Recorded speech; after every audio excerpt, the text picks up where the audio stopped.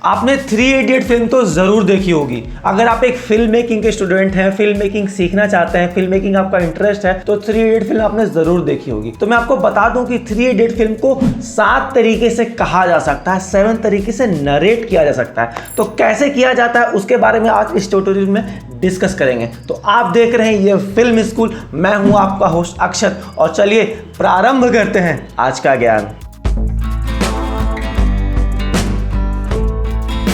देखिए क्या है ना कि एक ही कहानी को, एक ही प्लॉट को कई तरीके से अलग अलग तरीके से कहा जा सकता है। देखिए आपको मैं पहले बेसिक बताता हूँ कि जैसे कि गानों में ना सरगम होता है, सारे गामा पाधा निसा, तो इसी नोट से कॉम्बिनेशन से अलग अलग नोट्स तैयार किए जाते हैं, अलग अलग म्यूजिक्स तैयार किया जाता है। लेकिन जो बेसिक है ना, ये 7 नोट्स होते हैं। तो आप ये समझिए कि कुछ नया म्यूजिक कुछ क्रिएट हो ही नहीं सकता। हमारे पास जो 7 नोट्स अवेलेबल हैं, उसी के कुछ अलग अलग कॉम्बिनेशन से, अलग अलग वेरिएशन से कुछ नए नए म्यूजिक्स क्रिएट करते हैं या बनाते हैं। तो आप ये समझिए कुछ नया म्यूजिक आविष्कार नहीं हो रहा है, उसके कॉम्बिनेशन से एक नया बनाया जा रहा है। सेम फिजिक्स में भी आप देखिएगा ना कि आपने पानी लिया, उसको गर्म किया, तो वो पानी क्या हो गया, स्टीम में कन्वर्ट हो गया। तो आप तो कहोगे कि भाई देखो मैंने एक स्टीम बनाया है, लेकिन स्टीम बना नहीं है, वो पानी एक फॉर्म से दूसरे फॉर्म में कन्वर्ट हुआ है।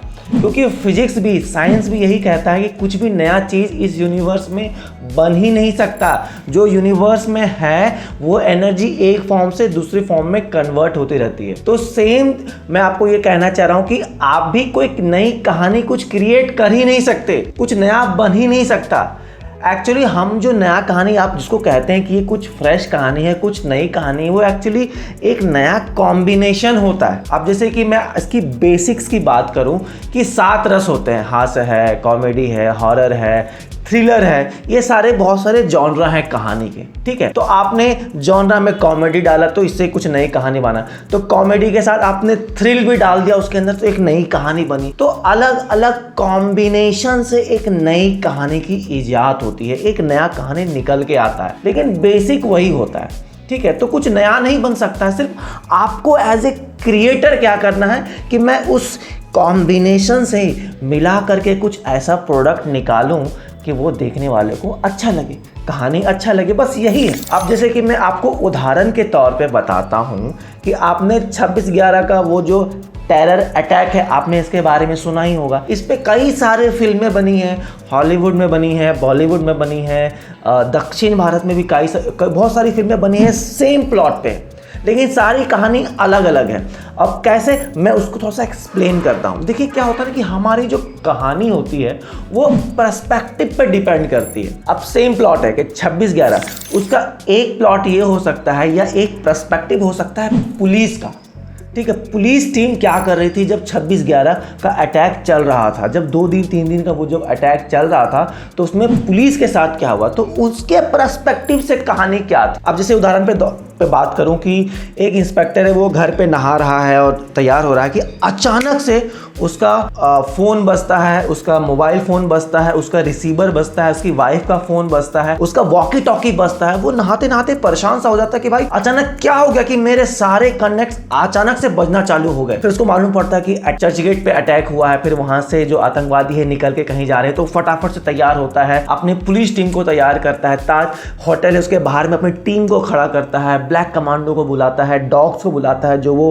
बम को निकालते हैं या उसको स्कैन करके निकालते हैं, कुछ स्कैनर मशीन बुला के आता है, कुछ स्नाइपर को लगाता है, उससे पुलिस टीम को लगाता है, बैरिकेड्स लगाता है, मीडिया को दूर करता है। तो हम ये दिखाते हैं कि इसके पर्सपेक्टिव से कहानी कैसे चल रही है, इसके कहानी में वो जो प्लॉट है 26/11 का, उसके कहानी में क्या क्या चीज़ हो रही है, फिर वो कैसे उसको आतंकवादी को पकड़ता है, टेररिस्ट को पकड़ता है, फिर उसको सबको बचाते हुए एक जेल में डालता है, फिर जेल में डाल करके फिर क्योंकि जेल में डालने के बावजूद भी सब लोग उसको मारना चाहते हैं, फिर उसको वहाँ उसको प्रोटेक्शन देता है, फिर उसको जज के सामने पेश करता है, फिर पेश करने के बाद काफ़ी लंबे समय तक उसको प्रोटेक्ट करता है, और फिर वहाँ पर जब आखिरी दिन फाइनल होता है कि इसको फांसी मिलने वाली है, तो फिर जाके उसको हैंग करवाता है, उसको फांसी मिलती है। तो एक पुलिस वाले के जर्नी से वो कहानी क्या थी, एक प्लॉट तो ये हो गया। अब दूसरा प्लॉट क्या हो सकता है कि आप ये बताइए कि उस टेररिस्ट के पॉइंट ऑफ व्यू से कहानी चलाता हूं मैं, ठीक है। अब वो सेम प्लॉट है, सेम कहानी है। अब इसका मैं पर्सपेक्टिव चेंज कर रहा हूं कि वो आतंकवादी कैसे पाकिस्तान से निकला, उसको कुछ पैसे मिले, रास्ते में कुछ लोगों ने उसको हथियार दिया, पानी के रास्ते वो ट्रैवल करते हुए आया, मुंबई में आया और टैक्सी पकड़ा और उसके हाथ में पूरा, आप समझ रहे हैं, पूरा वो बॉम्ब है, गन्स है। फिर वीटी में जाता है स्टेशन पे और अंधाधुंध गोलियां मारता है, पुलिस वालों से बचता है। फिर भागते भागते 2-3 जो आए थे वो अलग हो जाते हैं। फिर ताज होटल का वो पूरा प्लान था कि मुझे ताज होटल में जाना है, फिर वहाँ घुसता है, बहुत लोगों को मारता है। फिर वहाँ कैसे उसको पुलिस पकड़ लेता है, फिर वो कैसे जज के सामने जाता है, फिर उसको वहाँ पे फांसी की सजा होती है, फिर वो मर जाता है। तो उसके पर्सपेक्टिव से कहानी क्या थी, देख रहे, सेम प्लॉट है 26/11, लेकिन पर्सपेक्टिव डिफरेंट है। यहाँ पे वो कैसे वहां से ट्रैवल किया, उसकी जर्नी क्या रही, और प्लॉट वही है 26/11 का। अब मैं इसका एक डिफरेंट पर्सपेक्टिव दिखाऊं, उदाहरण के तौर पे कि वहां पे एक कपल गया था सेम